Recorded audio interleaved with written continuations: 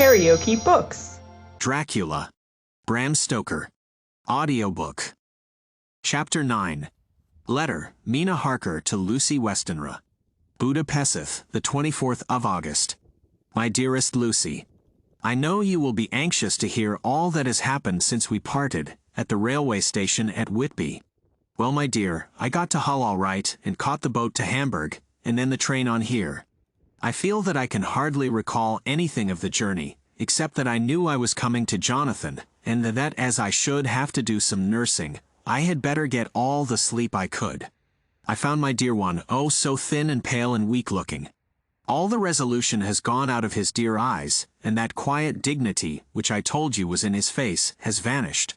He is only a wreck of himself, and he does not remember anything that has happened to him for a long time past.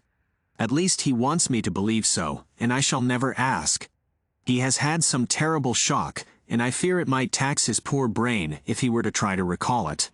Sister Agatha, who is a good creature and a born nurse, tells me that he raved of dreadful things whilst he was off his head. I wanted her to tell me what they were, but she would only cross herself and say she would never tell, that the ravings of the sick were the secrets of God, and that if a nurse through her vocation should hear them, she should respect her trust. She is a sweet, good soul, and the next day, when she saw I was troubled, she opened up the subject again, and after saying that she could never mention what my poor dear raved about, added, I can tell you this much, my dear, that it was not about anything which he has done wrong himself, and you, as his wife-to-be, have no cause to be concerned. He has not forgotten you or what he owes to you. His fear was of great and terrible things, which no mortal can treat of. I do believe the dear soul thought I might be jealous, lest my poor dear should have fallen in love with any other girl. The idea of my being jealous about Jonathan! And yet, my dear, let me whisper, I felt a thrill of joy through me when I knew that no other woman was a cause of trouble. I am now sitting by his bedside, where I can see his face while he sleeps. He is waking. When he woke, he asked me for his coat, as he wanted to get something from the pocket. I asked Sister Agatha, and she brought all his things. I saw that amongst them was his notebook, and was going to ask him to let me look at it, for I knew then that I might find some clue to his trouble, but I suppose he must have seen my wish in my eyes, for he sent me over to the window, saying he wanted to be quite alone for a moment. Then he called me back, and when I came, he had his hand over the notebook, and he said to me very solemnly, Wilhelmina, I knew then that he was in deadly earnest, for he has never called me by that name since he asked me to marry him. You know, dear, my ideas of the trust between husband and wife, there should be no secret, no concealment. I have had a great shock, and when I try to think of what it is I feel my head spin round, and I do not know if it was all real or the dreaming of a madman. You know I have had brain fever, and that is to be mad. The secret is here, and I do not want to know it. I want to take up my life here, with our marriage. For, my dear, we had decided to be married as soon as the formalities are complete. Are you willing, Wilhelmina, to share my ignorance? Here is the book.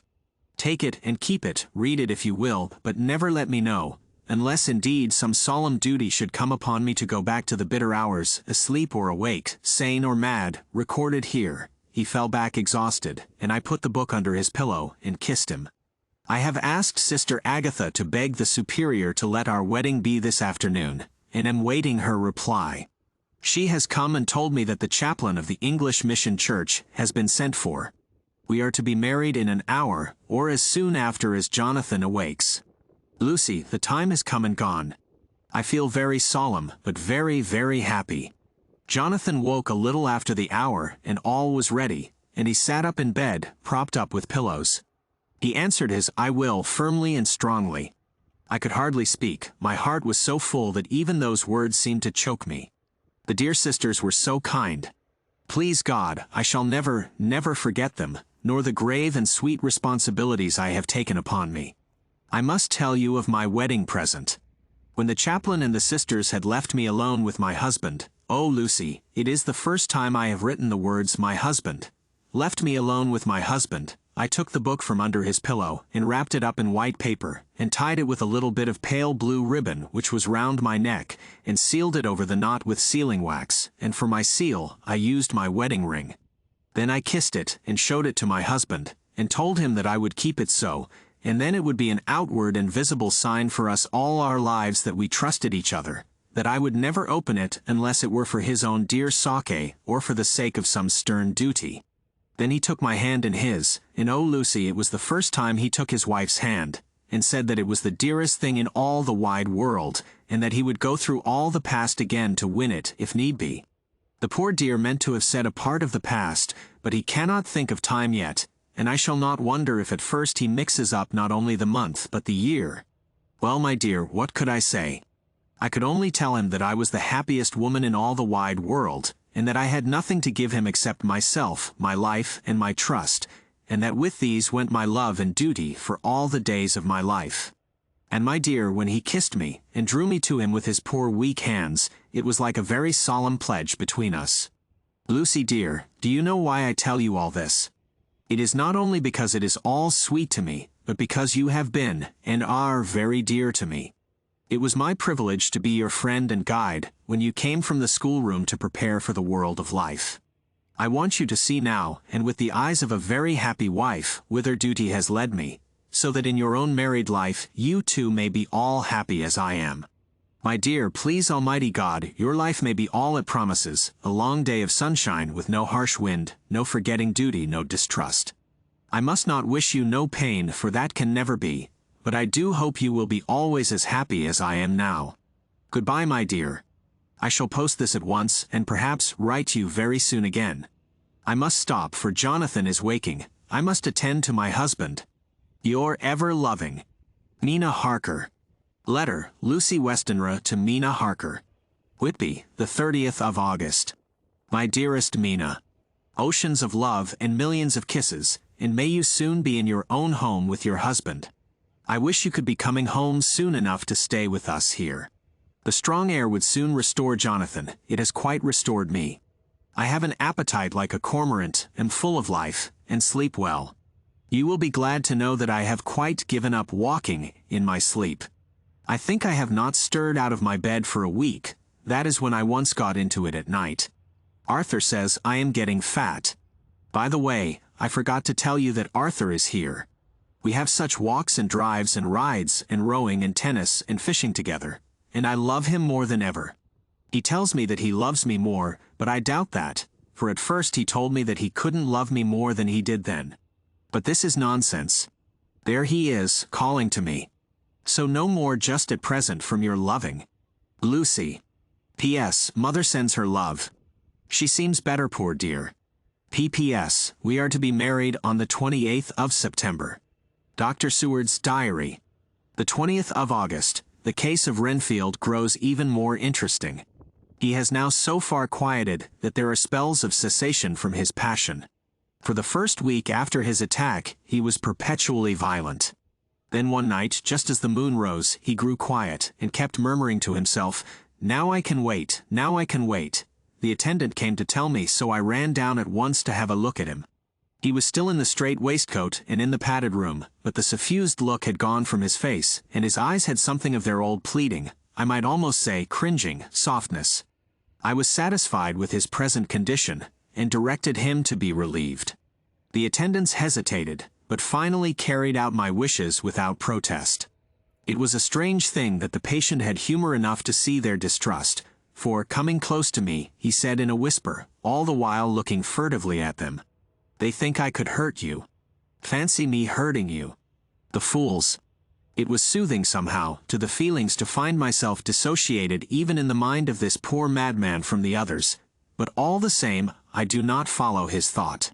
Am I to take it that I have anything in common with him, so that we are, as it were, to stand together? Or has he to gain from me some good so stupendous that my well-being is needful to him? I must find out later on. Tonight he will not speak. Even the offer of a kitten or even a full-grown cat will not tempt him. He will only say, "I don't take any stock in cats. I have more to think of now, and I can wait, I can wait." After a while I left him. The attendant tells me that he was quiet until just before dawn, and that then he began to get uneasy, and at length violent, until at last he fell into a paroxysm which exhausted him so that he swooned into a sort of coma. 3 nights has the same thing happened, violent all day, then quiet from moonrise to sunrise.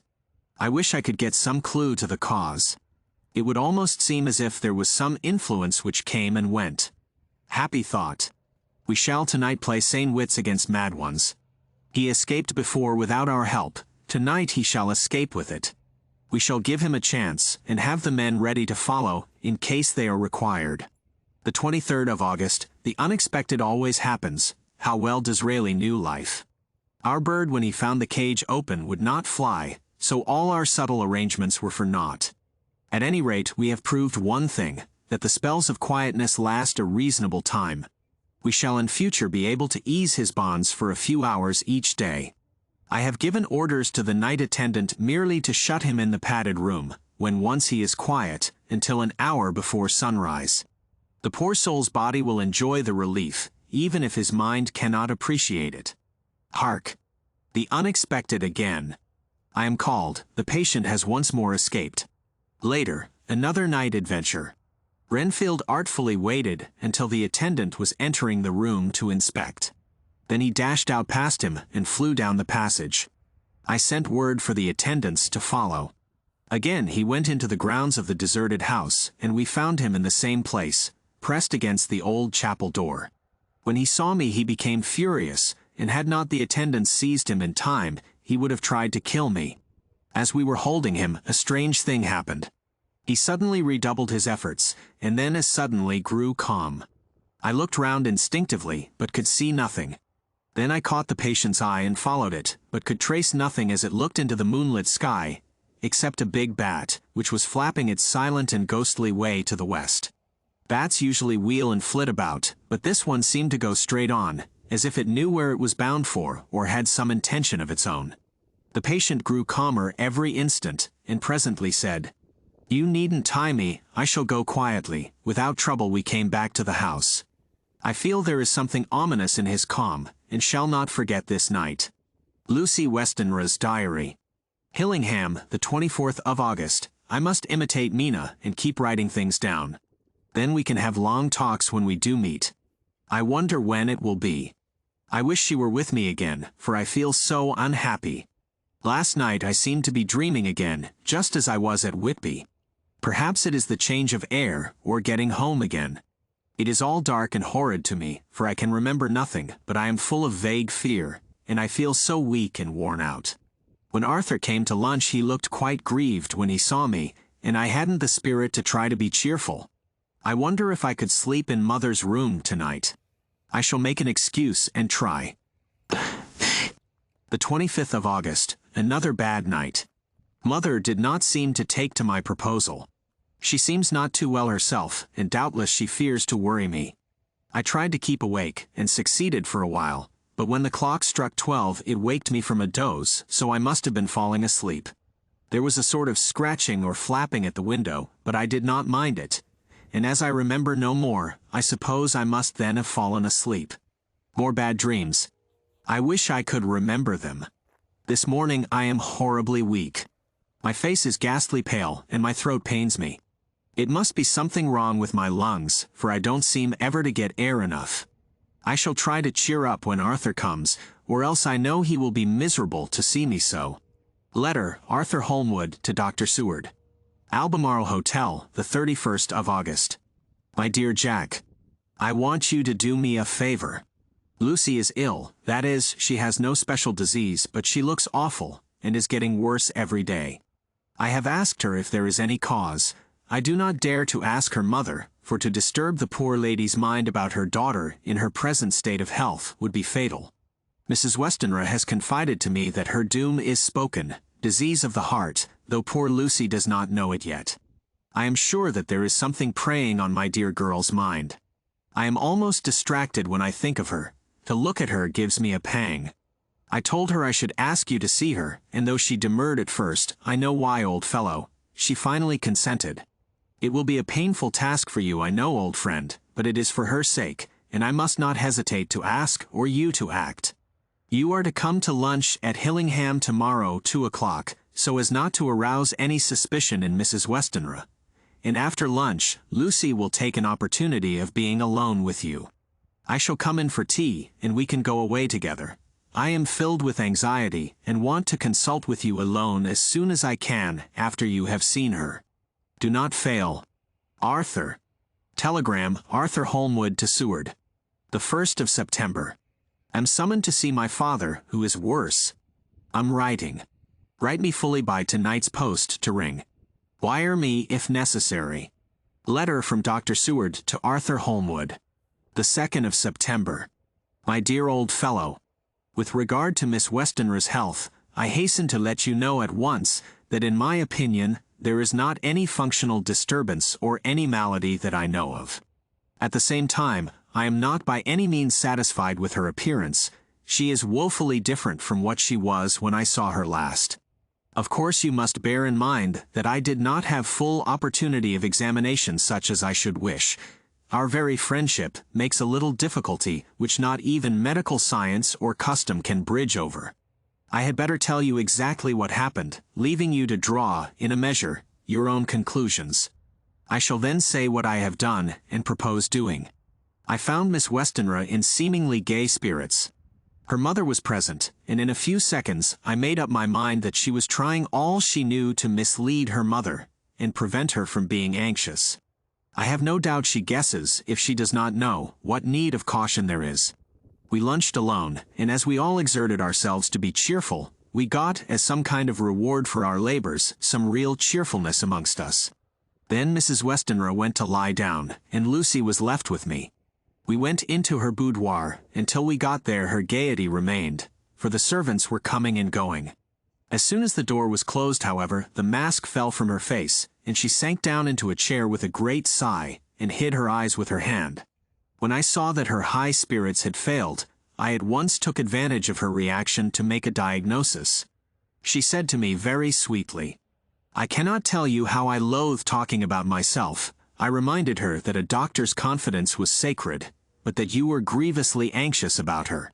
She caught on to my meaning at once, and settled that matter in a word. "Tell Arthur everything you choose. I do not care for myself but all for him, so I am quite free." I could easily see that she is somewhat bloodless, but I could not see the usual anemic signs, and by a chance I was actually able to test the quality of her blood, for in opening a window which was stiff, a cord gave way, and she cut her hand slightly with broken glass. It was a slight matter in itself, but it gave me an evident chance, and I secured a few drops of the blood and have analyzed them. The qualitative analysis gives a quite normal condition, and shows, I should infer, in itself a vigorous state of health. In other physical matters I was quite satisfied that there is no need for anxiety, but as there must be a cause somewhere, I have come to the conclusion that it must be something mental. She complains of difficulty in breathing satisfactorily at times, and of heavy lethargic sleep, with dreams that frighten her, but regarding which she can remember nothing.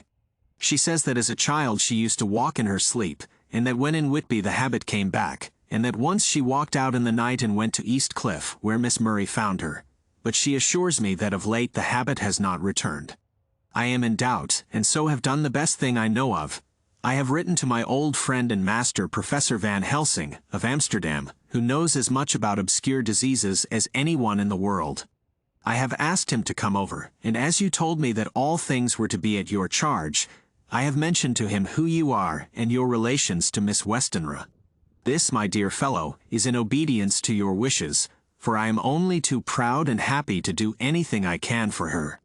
Van Helsing would, I know, do anything for me for a personal reason, so no matter on what ground he comes, we must accept his wishes. He is a seemingly arbitrary man, but this is because he knows what he is talking about better than anyone else. He is a philosopher and a metaphysician, and one of the most advanced scientists of his day, and he has, I believe, an absolutely open mind.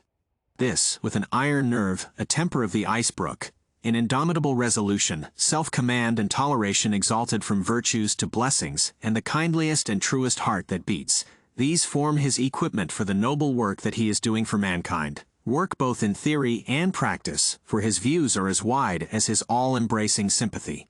I tell you these facts that you may know why I have such confidence in him. I have asked him to come at once. I shall see Miss Westenra tomorrow again. She is to meet me at the stores so that I may not alarm her mother by too early a repetition of my call. Yours always, John Seward. Letter, Abraham Van Helsing, M.D.D. Ph.D. Lit., etc., etc., to Dr. Seward. The 2nd of September. My good friend, when I have received your letter, I am already coming to you. By good fortune, I can leave just at once, without wrong to any of those who have trusted me. Were fortune other, then it were bad for those who have trusted, for I come to my friend when he call me to aid those he holds dear. Tell your friend that when that time you sucked from my wound so swiftly the poison of the gangrene from that knife that our other friend, too nervous, let slip, you did more for him when he wants my aids, and you call for them than all his great fortune could do. But it is pleasure added to do for him, your friend. It is to you that I come. Have then rooms for me at the Great Eastern Hotel so that I may be near to hand, and please it so arrange that we may see the young lady not too late on tomorrow, for it is likely that I may have to return here that night. But if need be I shall come again in 3 days, and stay longer if it must. Till then goodbye my friend John Van Helsing. Letter Dr. Seward to Hun. Arthur Holmwood. The 3rd of September. My dear Art, Van Helsing has come and gone. He came on with me to Hillingham, and found that by Lucy's discretion, her mother was lunching out, so that we were alone with her. Van Helsing made a very careful examination of the patient. He is to report to me, and I shall advise you, for of course I was not present all the time. He is, I fear, much concerned, but says he must think. When I told him of our friendship and how you trust to me in the matter, he said, "You must tell him all you think. Tell him what I think, if you can guess it, if you will." Nay, I am not jesting. This is no jest, but life and death, perhaps more. I asked what he meant by that, for he was very serious. This was when we had come back to town, and he was having a cup of tea before starting on his return to Amsterdam. He would not give me any further clue. You must not be angry with me, Art, because his very reticence means that all his brains are working for her good. He will speak plainly enough when the time comes, be sure. So I told him I would simply write an account of our visit, just as if I were doing a descriptive special article for the Daily Telegraph. He seemed not to notice, but remarked that the smuts in London were not quite so bad as they used to be when he was a student here. I am to get his report tomorrow, if he can possibly make it. In any case, I am to have a letter. Well, as to the visit, Lucy was more cheerful than on the day I first saw her, and certainly looked better. She had lost something of the ghastly look that so upset you, and her breathing was normal.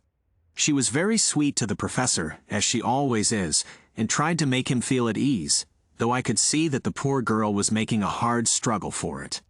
I believe Van Helsing saw it too, for I saw the quick look under his bushy brows that I knew of old. Then he began to chat of all things except ourselves and diseases, and with such an infinite geniality, that I could see poor Lucy's pretense of animation merge into reality.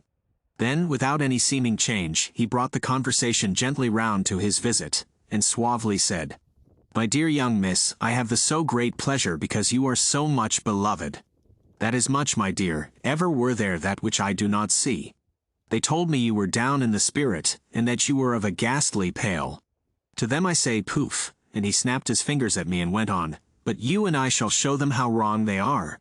How can he," and he pointed at me with the same look and gesture as that with which once he pointed me out to his class, on, or rather after, a particular occasion which he never fails to remind me of, know anything of a young lady's. He has his madmans to play with, and to bring them back to happiness, and to those that love them. It is much to do, and oh, but there are rewards, in that we can bestow such happiness. But the young ladies, he has no wife nor daughter, and the young do not tell themselves to the young, but to the old, like me, who have known so many sorrows and the causes of them. So, my dear, we will send him away to smoke the cigarette in the garden, whiles you and I have little talk all to ourselves." I took the hint, and strolled about, and presently the professor came to the window and called me in. He looked grave, but said, "I have made careful examination, but there is no functional cause. With you I agree that there has been much blood lost, it has been, but is not. But the conditions of her are in no way anemic. I have asked her to send me her maid, that I may ask just 1 or 2 questions, that so I may not chance to miss nothing. I know well what she will say. And yet there is always cause for everything. I must go back home and think.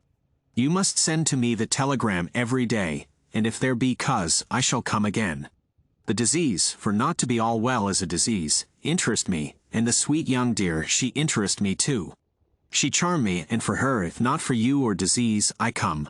As I tell you, he would not say a word more, even when we were alone. And so now Art, you know all I know. I shall keep stern watch. I trust your poor father is rallying. It must be a terrible thing to you, my dear old fellow, to be placed in such a position between two people who are both so dear to you. I know your idea of duty to your father, and you are right to stick to it. But if need be, I shall send you word to come at once to Lucy, so do not be over-anxious unless you hear from me. Dr. Seward's Diary. The 4th of September. Zoophagus patient still keeps up our interest in him. He had only one outburst, and that was yesterday at an unusual time. Just before the stroke of noon, he began to grow restless. The attendant knew the symptoms, and at once summoned aid. Fortunately the men came at a run, and were just in time, for at the stroke of noon he became so violent that it took all their strength to hold him. In about 5 minutes, however, he began to get more and more quiet, and finally sank into a sort of melancholy, in which state he has remained up to now. The attendant tells me that his screams whilst in the paroxysm were really appalling. I found my hands full when I got in, attending to some of the other patients who were frightened by him. Indeed, I can quite understand the effect, for the sounds disturbed even me, though I was some distance away. It is now after the dinner hour of the asylum, and as yet my patient sits in a corner brooding, with a dull, sullen, woe-begone look in his face, which seems rather to indicate than to show something directly. I cannot quite understand it. Later, another change in my patient. At 5 o'clock I looked in on him, and found him seemingly as happy and contented as he used to be. He was catching flies and eating them, and was keeping note of his capture by making nail marks on the edge of the door between the ridges of padding. When he saw me, he came over and apologized for his bad conduct, and asked me in a very humble, cringing way to be led back to his own room and to have his notebook again. I thought it well to humor him, so he is back in his room with the window open. He has the sugar of his tea spread out on the windowsill, and is reaping quite a harvest of flies. He is not now eating them, but putting them into a box, as of old, and is already examining the corners of his room to find a spider. I tried to get him to talk about the past few days, for any clue to his thoughts would be of immense help to me, but he would not rise. For a moment or two he looked very sad, and said in a sort of far-away voice, as though saying it rather to himself than to me, "All over. All over. He has deserted me. No hope for me now unless I do it for myself." Then suddenly turning to me in a resolute way, he said, "Doctor, won't you be very good to me and let me have a little more sugar? I think it would be good for me." "And the flies," I said. "Yes. The flies like it too, and I like the flies, therefore I like it. And there are people who know so little as to think that madmen do not argue." I procured him a double supply, and left him as happy a man as, I suppose, any in the world. I wish I could fathom his mind. Midnight, another change in him. I had been to see Miss Westenra, whom I found much better, and had just returned, and was standing at our own gate looking at the sunset, when once more I heard him yelling. As his room is on this side of the house, I could hear it better than in the morning. It was a shock to me to turn from the wonderful smoky beauty of a sunset over London, with its lurid lights and inky shadows, and all the marvelous tints that come on foul clouds even as on foul water, and to realize all the grim sternness of my own cold stone building, with its wealth of breathing misery, and my own desolate heart to endure it all. I reached him just as the sun was going down, and from his window saw the red disk sink. As it sank he became less and less frenzied, and just as it dipped he slid from the hands that held him, an inert mass on the floor. It is wonderful, however, what intellectual recuperative power lunatics have, for within a few minutes he stood up quite calmly and looked around him. I signaled to the attendants not to hold him, for I was anxious to see what he would do. He went straight over to the window and brushed out the crumbs of sugar. Then he took his fly box and emptied it outside and threw away the box. Then he shut the window and, crossing over, sat down on his bed. All this surprised me, so I asked him, "Are you not going to keep flies anymore?" "No," said he. "I am sick of all that rubbish." He certainly is a wonderfully interesting study. I wish I could get some glimpse of his mind, or of the cause of his sudden passion. Stop, there may be a clue after all, if we can find why today his paroxysms came on at high noon and at sunset. Can it be that there is a malign influence of the sun at periods which affects certain natures, as at times the moon does others? We shall see. Telegram Seward, London to Van Helsing, Amsterdam. The 4th of September, patient still better today.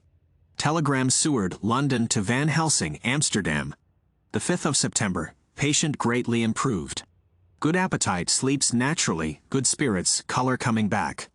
Telegram Seward, London to Van Helsing, Amsterdam. The 6th of September, terrible change for the worse. Come at once, do not lose an hour. I hold over telegram to Holmwood till have seen you. If you liked what you heard, please subscribe to the channel.